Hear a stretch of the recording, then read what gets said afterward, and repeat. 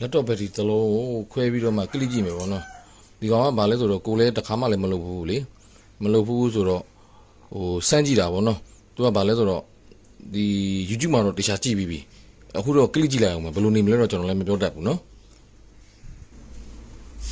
ဒီဘက်ထရီကအထက်ထဲမှာအလုံးဝမရှိတော့တာလေလိုင်းပေါ်ကြည့်ပြီးတော့မှreset laptop ကို reset လုပ်တာဘယ်လိုလုပ်တယ်ဘာညာစမကလာလိုက်ကြည့်တာပေါ့ကြည့်ပြီးစမ်းကြည့်မယ်လေစမ်းကြည့်မယ်ဆိုတော့ကိုကဘာလို့ဆိုဘက်ထရီအစားထိုးမယ်လေ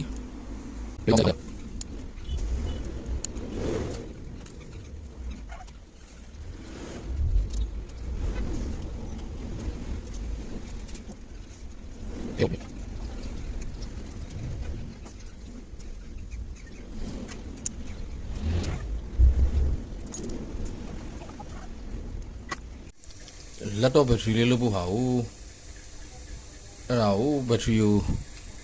သူမလွတ်ပြထားတဲ့အဲ့ဒီတော့ laptop ဘက်ထရီတွေကအဲ့တကယ်တွေထုတ်ပြီးတော့မှကိုသုံးမဲ့ laptop ဘက်ထရီတွေကိုထည့်ဖို့ဆိုပြီးတော့မှစင်တာပေါ့စင်တော့သူ့ original ပါတဲ့ဘက်ထရီက site လေးနည်းနည်းသေးနေတယ် site လေးနည်းနည်းသေးနေတော့ဒီအိမ်ကုန်နဲ့ထည့်လို့မရဘူးအင်ကုန်နဲ့ထည့်လို့မရအောင်စိုက်ကလေးကနည်းနည်းတီးနေတာပေါ့နော်အင်ကုန်နဲ့ထည့်မရအောင်ထည့်မရတော့မထူးတော့ပါဘူးကွာဆိုကိုသုံးပါပဲဆိုပြီးတော့မှကိုကဘာလုပ်လိုက်လဲဆိုတော့အခုတငယ်ချင်းစီကနေတွားပြီးတော့မှဖုံးပက်တီအဟောင်းတွေတွားမလာဖုံးပက်တီအဟောင်းလေးတွေပေါ့နည်းနည်းကောင်းတာလေးအထဲမှာပူးကြံနေတဲ့ဟာလေးမလာပြီးတော့မှသုံးလုံးနှလုံးပယ်လေနှလုံးစီပယ်လေချိတ်ပြီးတော့မှမှာသုံးလုံး CD ပေါ့သူတို့ခေါ် 3S ခေါ်မှာပေါ့နော် laptop battery ကဒီ BMS က 3S ဆိုတော့ကိုအဲ့ဒါလုပ်ပြီးတော့မှအခုကျိုးတွေအစင်းနဲ့ထုတ်ထားတယ်ပေါ့နော်ထုတ်ထားပြီးတော့မှတက်ပြီးစမ်းကြည့်လိုက်မယ်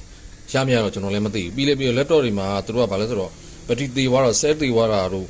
ဒီ user တို့ဆိုရင် lock ဖြုတ်ရတယ်ပြောတယ် lock ဖြုတ်အပေါင်းစားဒီအပေါင်းစားကနေပြီးတော့ဒီဘက်မှာရှိတယ် laptop ရဲ့ဒီထိတ်ငုတ်အပေါင်းစားကိုသူတို့က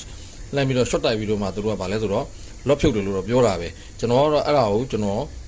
မလုပ်ခင်မှာကျွန်တော် supply နဲ့ကျွန်တော်အရင်ကျွန်တော်ရိုက်ပြီးတော့ကျွန်တော်ဖြုတ်ကြည့်လိုက်အောင်မဟုတ်လား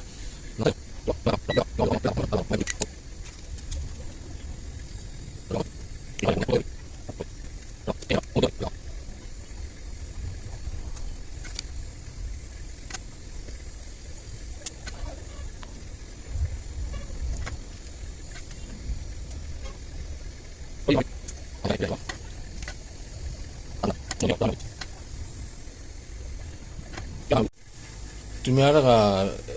ဒီပြောသလိုပေါ့လော့ဖြုတ်ကြည့်တာပဲနော်လော့ဖြုတ်ကြည့်တာပဲဖြုတ်တာမဖြုတ်တာတော့ကျွန်တော်လည်းမသိဘူးအဲ့တော့ကျွန်တော်ကဒီမှာဘို့တိုင်းတော့လည်းခဏကျွန်တော်တိုင်းပြတာသလိုပေါ့ဘာဘိုးမှလည်းမထွက်ဘူးမထွက်တော့မထူးအောင်ကွာလို့တည်းမဲ့တက်ဆန်းကြည့်လိုက်မယ်ဆိုတက်ဆန်းကြည့်တာကွန်ပျူတာအလုပ်လုပ်နေတယ်နော်ဟောစရာကြီးကိုကလည်းဘာမှမသိတာမဟုတ်ဘူးလေကိုကသတိလက်တော့နှလုံးဘယ်လိုခေါ်အစုပ်နှလုံး9000နဲ့ဝယ်လာပြီးတော့မှကလစ်ကြည့်တာဒါလောလောဆယ်ဒီဟာလေးကတော့လောလောဆယ်မှာကိုသုံးမယ်ပေါ့သုံးမယ်ဆိုတော့ဒီကောင်က Windows 10တော့တင်လို့မရဘူး Windows 7တော့တင်လို့ရတယ်လေ Windows 7တင်လို့ရတယ် Windows 7တင်လို့ကိုကသုံးမှာလဲဒီဟာလုပ်ရုံပဲလေFacebook ကြည့်ပါကြည့်ပေါ့နော်ကိုက ISA လုပ်ဖို့အတွက်ကို Facebook ကြည့်ပါကြည့်အဲ့လောက်တော့ပဲသုံးမှာဆိုတော့တိတ်ထူးခြားမလို့လေကျွန်တော်အဲ့ browser လေးပဲသုံးမှာပေါ့နော်အဲ့ဒါကြောင့်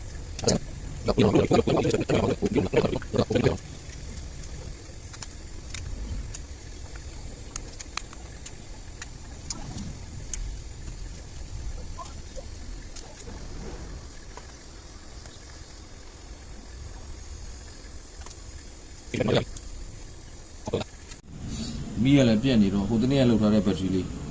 အဲ့ဘက်ထရီလေးကဘယ်လိုမျိုးလဲဆိုတော့သူတို့အဲ့ဒီကမှာ laptop ဘက်ထရီမှာ lock ပါတယ်ပြောတယ်ပေါ့နော်အဲ့ lock ပါတဲ့ဟာ lock ဖြုတ်ကြည့်ရတို့ပြောလို့ဖြုတ်ကြည့်ပြီးဘိုးထွက်မလားအတိုင်းကြည့်တယ်ဘာဘုံမှလည်းထွက်မလားမထူးဘူးကွာလို့အတိုင်းတက်ပြီးစမ်းကြည့်လိုက်မယ်ဆိုတက်စမ်းကြည့်လိုက်တော့တက်စမ်းကြည့်လိုက်တော့ဘယ်လိုဒီတိုင်းပုံမှန်နေတာမှာပေါ်အောင်ဖွင့်မပွင့်ဘူးမပွင့်မဲနဲ့သူကဘာလဲဆိုတော့အာရုံညှို့ထုတ်လိုက်တယ်ပြီးပေါ်အောင်ပွင့်လာပြီးပေါ်ပွင့်သွားပြီးတဲ့အချိန်မှာကျွန်တော်အာရုံညှို့ထုတ်လိုက်တဲ့အချိန်ကျရင်ဘက်ထရီကအလုံးလုံးနေတယ်ပြီးပေါ်ပြီးပြဖွင့်ကြည့်တယ်ရသွားတယ်ပေါ့နော်ရှင်းပြောရင်တော့ပွင့်လင်းနေပြောကိုလည်းဒီဘက်ထရီနဲ့ပတ်သက်ပြီးတော့မှကိုလည်းဘာမှနားမလဲဘူးရမ်းလောက်တာဆိုတော့လက်ရှိနေတာမှာဒီကောင်ကဘာလဲဆိုတော့ battery security lock ပါတဲ့ဟာမဟုတ်လို့ဖြစ်မှာပေါ့ဘာလို့လဲကျွန်တော်လည်းအဲ့ ကွန်ပျူတာအကြောင်းတွေလည်းကျွန်တော်နားမလည်ဘူးလေလက်တော့အကြောင်းတွေလည်းနားမလည်ဘူးအဲ့ဒါလောက်ထားတဲ့ဟာလေးအခုနောက်ဘက်မှာသူ့အထိုင်လေးချလိုက်မလားလို့နော်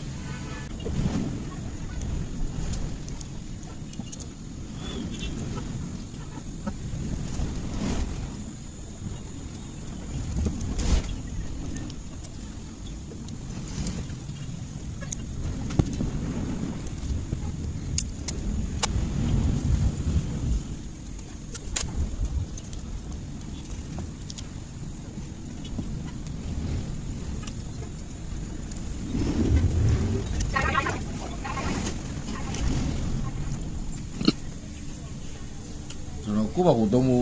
လေကိုယ့်ဘာကိုသုံးမှုဆိုတော့ဘယ်လိုပဲဖြစ်ဖြစ်ပေါ့ဗျာအဆင်ပြေဖို့အရေးကြီးတယ်လေနော်ဘာလို့ဆိုတော့ကျွန်တော်ကကွန်ပျူတာကိုနှလုံးအဲ့ကွန်ပျူတာနှလုံးကို9000နဲ့ဝယ်လာတယ်9000နဲ့ဝယ်လာတဲ့ဟာကိုဘယ်လိုလဲမကောင်းလို့ပြီးရောင်းနေတာ9000နဲ့ဝယ်လာတာဆက်တယ်လေဝင်လို့ရှောက်တင်လာတာအမှန်တကယ်ကိုလုတ်တက်လာဆိုလုတ်တက်ဘူးတကယ်ချင်းနေပြီးရှောက်လုပ်ထားတာပေါ့နော်ဒီကောင်လေးကကြတော့ Windows 7ပဲသုံးလို့ရတယ်ဟိုနောက်တစ်လုံးကကြတော့သူ့ရဲ့ site ကြီးရေပေါ့နော်အဲ့ကောင်ကျတော့ Windows 10သုံးလို့ရတယ်ဘာပြောဒီကောင်က Facebook တို့ Viber တို့ဘာတို့ညာတို့ပေါ့အဲ့လိုဟာလေးသုံးမှုတော့ပေါ့အဆင်ပြေမှာပါနော်